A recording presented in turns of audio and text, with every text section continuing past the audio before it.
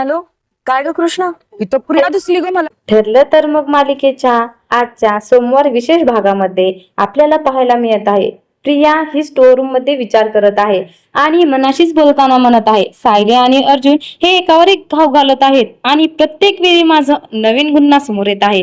त्या मूर्ख अश्विनला देखील त्यांनी माझं खरं रूप दाखवून दिलं आहे.